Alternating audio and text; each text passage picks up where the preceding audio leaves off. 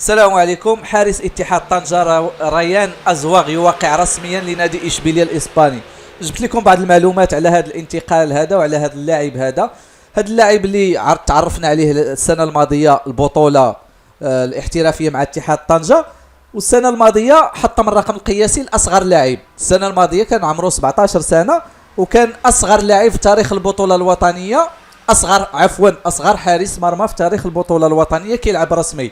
السنة الماضية لعب 3 الماتشات رسميين، وواحد الماتش اللي طار فيه الجدل اللي كان خرجوا المدرب ديال اتحاد طنجة خرجوا في الشوط الأول لأنه ارتكب أخطاء وكانت عليه ضجة كثيرة، زعما قالوا ليه هرستي اللاعب. اليوم اللاعب خداته إشبيلية الإسباني. علاش خداوه؟ لأنه أولا باقي صغير، ثم لأنه بغاو أنه كيطمحوا أنهم يديروا واحد بونو جديد، بغاو ياسين بونو جديد. هذا اللاعب هذا مزدوج الجنسية، عنده جنسية مغربية وجنسية بلجيكية لأنه ولد في بلجيكا، ثم الوالد ديالو جابو للمغرب باش حيث كبر في المغرب وتعلم حفظ القرآن، وأيضا يعني هو خريج مدرسة اتحاد طنجة. بالنسبة لتفاصيل الانتقال ديالو الإشبيلية كيف قلنا، اتحاد طنجة مع كرموش كيف كنقولوا بالدارجة، يعني ما داروش واحد خصوص القيمة المادية. قيمة مادية ما مذكوراش، ولكن ماشي شي قيمة مادية كبيرة. علاش؟ لأن الهدف ديالهم هو أنه اللاعب تعطاه فرصة يمشي لولوج العالم الاحتراف.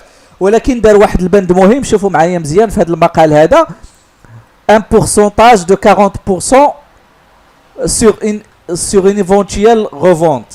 قال لك في حالة إعادة البيع ديال هذا اللاعب من الفريق الإشبيلية لفريق آخر، فإن فريق اتحاد طنجة غادي يستافد من 40% ديال قيمة الصفقة. هذا هو اللي تذكر هنا، إضافة إلى أن اللاعب عنده مستقبل أنه يلعب في الفئات السنية المغربية، خصوصا على أن المنتخب المغربي اللي أقل من اللي كان تأهل لكأس العالم غادي يلعب، وممكن أنهم يجيبوه هو كلاعب رسمي.